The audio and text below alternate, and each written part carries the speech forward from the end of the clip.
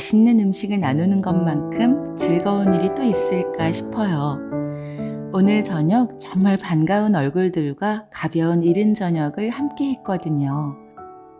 혹시 상차림에 대한 아이디어가 필요하진 않으실까 하는 생각이 들어 오늘은 조금 색다르게 상차림에 대한 이야기를 준비했어요. 오늘 저녁 손님을 준비하는 과정을 담아보았거든요. 정해진 테이블 에티켓이나 규칙이 아닌 저만의 스타일인 걸 감안해 주세요. 바로 시작해 볼게요. 먼저 테이블볼을 깔아요. 테이블을 보호하기도 하고 손님들에게 새로 차린 상을 내드리는 느낌이 나죠. 중간 러너와 개인 테이블 매트를 놓기도 하는데요. 오늘은 쉽게 테이블보 하나로 깔아주었어요. 오실 손님들을 생각하면서 테이블보 접힌 선을 눌러 펴주었어요. 여유 있을 땐 물 스프레이를 뿌려 놓아도 잘 펴지죠. 다음은 접시와 그릇들을 놓습니다. 편안하게 음식을 덜어 먹을 수 있도록 개인용 넓은 접시를 두고 오늘 메인인 냉모미를 위해서 넓은 그릇도 하나 올려둡니다. 손님이 8명까지인 날은 이렇게 테이블을 세팅하고요.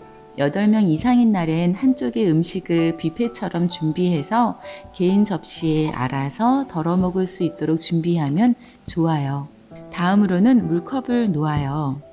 오늘은 엄마 아들 모임이라 달콤한 에이드도 준비할 거거든요. 필요에 따라 음료를 위한 컵 하나, 물컵 하나, 한 사람 앞에 2개씩 둡니다.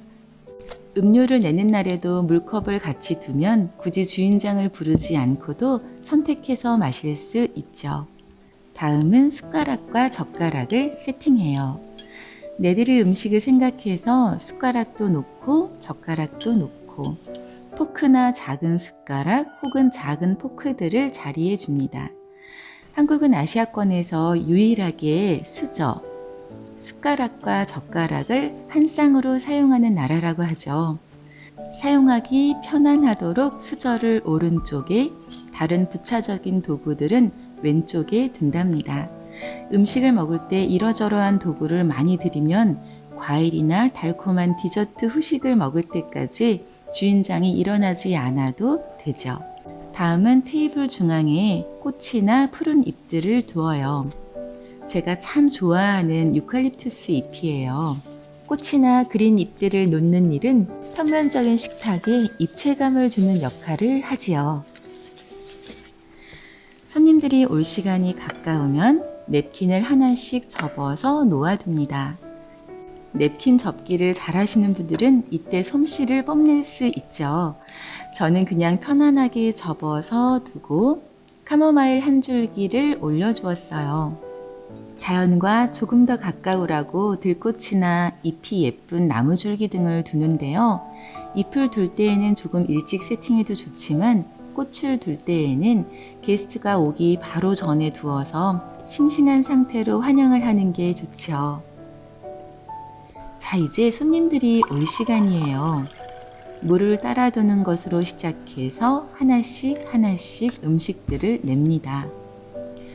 한 시인의 표현에 의하면 사람이 온다는 건 실은 어마어마한 일이죠.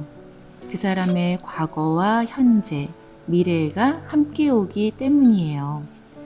상차림이란 살면서 부서지기 쉽고 부서지기도 했을 그 마음을 헤아려 보면서 마음을 담아서 환영을 표현하는 의식인 것 같아요. 오늘은 엄마들도 서로 가까워지고 아들들도 서로 친해지고 엄마와 아들이 이야기 많이 나누었음 하는 마음에 만든 자리거든요. 음식은 어른인 듯 하기도 하고 아이인 듯 하기도 한 고등학생 아이들을 생각하면서 준비했답니다. 오늘은 저희 집 2 아이들 생각이 많이 나네요. 다 자란 아이들, 저희 부부의 품을 떠난 큰아이와 곧 떠나게 될 작은 아이를 생각하니 애틋한 마음이 들어요. 꼭 손님 오는 날이 아니어도 괜찮아요. 사랑하는 가족들을 위해 상차림을 해보세요. 접시 위에 사랑해라고 적은 간단한 메모만 올려놓아도 식탁이 더 풍성해지는 걸 느끼실 수 있을 거예요. 오늘 영상이 유익하셨다면 구독과 좋아요 부탁드려요. 오늘도 감사합니다.